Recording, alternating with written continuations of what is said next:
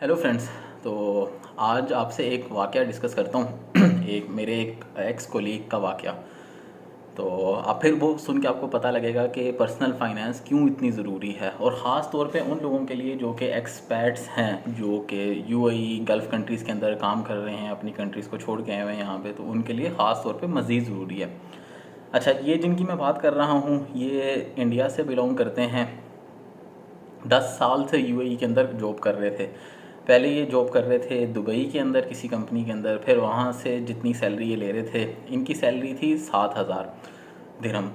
और उसके बाद इनको एक ऑफ़र आई अबू धाबी की एक कंपनी से, ये वहाँ पे मूव कर गए और वहाँ पे इनको सैलरी मिल रही थी 15,000 दिरहम, जो कि बहुत ज़बरदस्त एक जंप था इनके लिए, मतलब 100% से भी ज़्यादा का जंप था।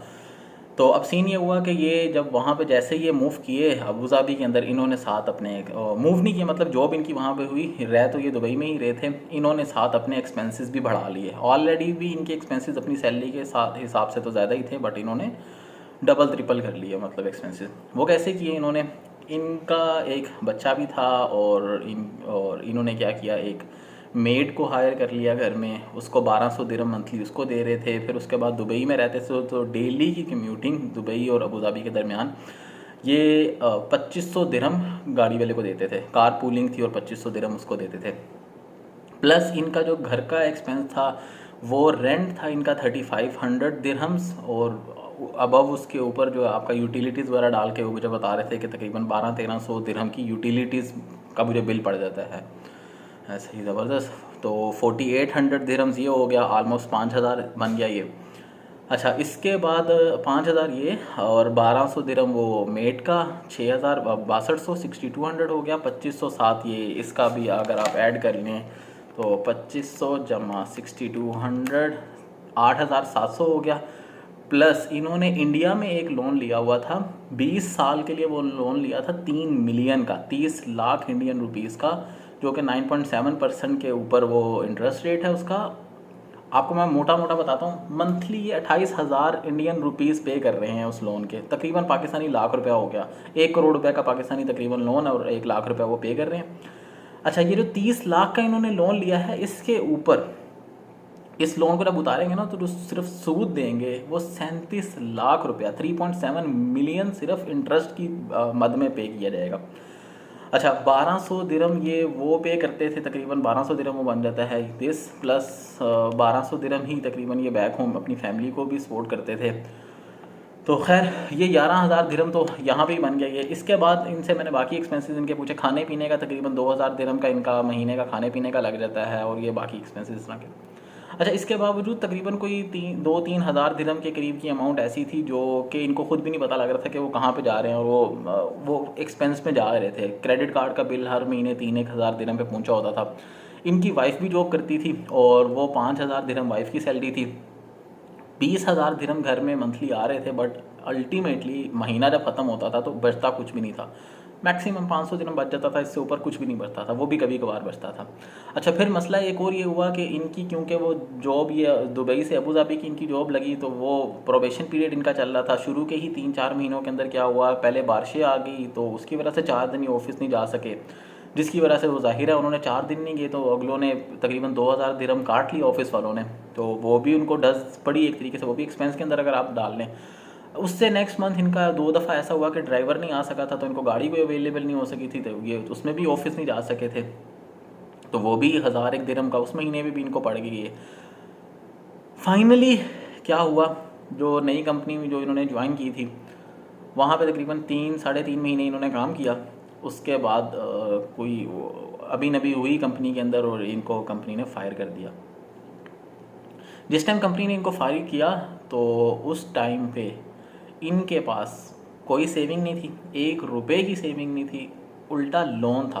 क्रेडिट कार्ड के ऊपर तकरीबन कुछ 4-1 हज़ार दिरहम का लोन था, और बैक होम इंडिया के अंदर वो जो 20 साल वाला लोन लिया था उसमें से सिर्फ 4 साल पूरे हुए थे, अभी 16 साल का लोन वो भी रहता है।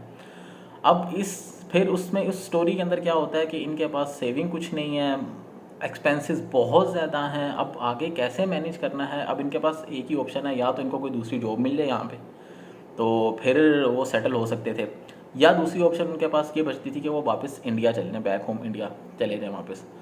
ज़ाहिर है वहाँ पे भी फिर मतलब इनके लिए तो आसानी ना होती, बहुत चीज़ें मुश्किल हो जाती। खैर मेरी उनसे जब पहले बात हुई थी तब वो जॉब कर रहे थे उस टाइम पे, तब मैंने उनको बताया था, मैंने कहा देखें आप सबसे बड़ी गलती आप ये कर रहे हैं जो आप अपने एक्सपेंसेस को कंट्रोल नहीं कर रहे।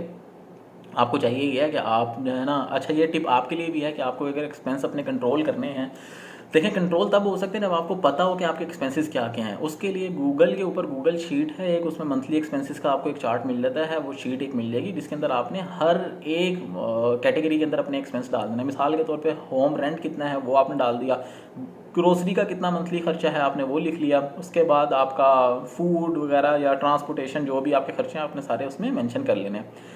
देन उसमें दूसरी शीट एक दी होती है जो आपने उसमें ऐड करनी होती है एंट्रीज। आपने कोई भी खर्चा किया, आपने मिसाल के तौर पे 100 रुपये की भी कोई चीज़ लेनी है तो आपने उसमें फ़ौरन उसको लिख लेना है, फ़लाँ डेट 100 रुपया, और कैटेगरी फूड है या ट्रैवल है जो भी एक्सपेंस है आपने उसमें लिख लेना है। इससे फ़ायदा ये होता है आप इसको आप 2 से 3 महीने आप इस प्रैक्टिस को चलाएंगे, आपको खुद ब खुद अपने एक्सपेंसेस का पता लग जाएगा कि मेरे एक्सपेंसेस कहाँ कहाँ पे कितने हैं और मैं उनको कैसे कंट्रोल कर सकता हूँ।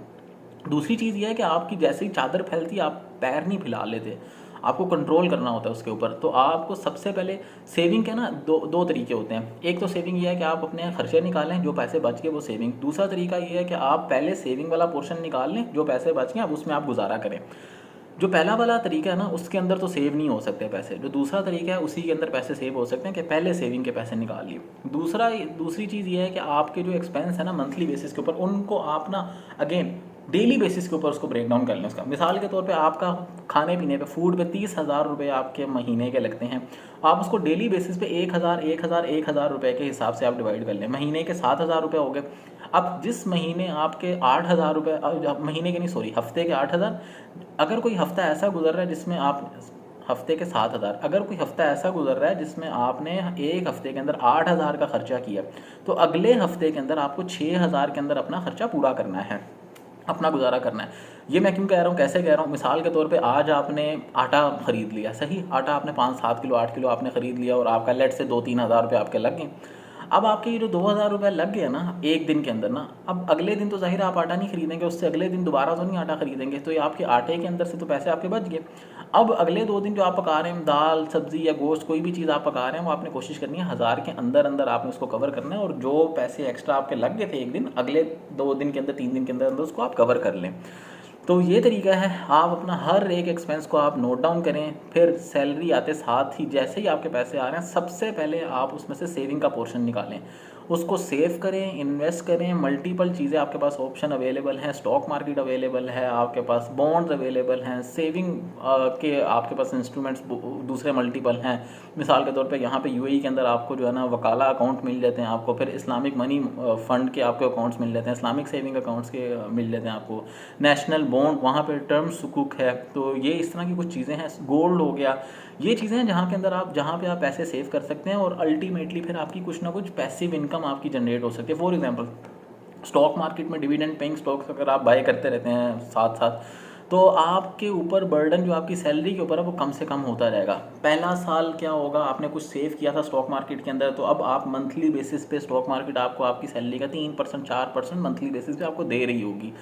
एक साल मज़ीद गुजरने के बाद आपको वही मार्केट 8% 9% दे रही होगी। अगले साल 3 साल गुजरने के बाद 12% या 13% आपकी मंथली सैलरी का स्टॉक मार्केट से पैसिवली आपका जनरेट हो रहा होगा। इससे फ़ायदा क्या होगा, डाउन द लाइन 10 साल 15 साल के बाद आप अपनी जितनी इनकम आप उठा रहे हैं अपनी सैलरी से, कम से कम उसका 60-70% तो आप पैसिवली निकालने लग जाएंगे ना, तो फिर ये आप अपनी पेंशन के तौर पे इसको यूज़ कर सकते हैं। कोई इमरजेंसी आती है आप इमरजेंसी फ़ंड के तौर पे इसको यूज़ कर सकते हैं। खुदा न खास्ता आपकी जॉब चली जाए, आपकी हेल्थ को कुछ हो जाए, कोई मसला हो जाए, तो उस टाइम पे एटलीस्ट आपके पास एक बजट पड़ा हो, एक फ़ंड आपके पास पड़ा हो। तो ये एक वाक़या था एक एक्सपैट का, जो कि ये गलतियां करते आ रहे थे, 10 साल से रह रहे थे दुबई के अंदर और कोई सेविंग नहीं थी, कुछ भी नहीं था। मैंने कहा आपके साथ डिस्कस करना चाहिए, इससे लेसन मिल सकता है हमें कि हमें भी थोड़ा सा अपने एक्सपेंसेस कंट्रोल करने चाहिए, चीज़ों को फॉर ग्रांटेड नहीं लेना चाहिए। जो सैलरी आ रही है, जो जॉब आज है, जो सेहत आज है आपके पास, उसको फॉर ग्रांटेड ना लें, और बुरे दिन के लिए अभी से तैयारी करेंगे तो बुरे दिन पता के नहीं आते होते। तो see you in a next video, तब तक के लिए बाय बाय, ओके।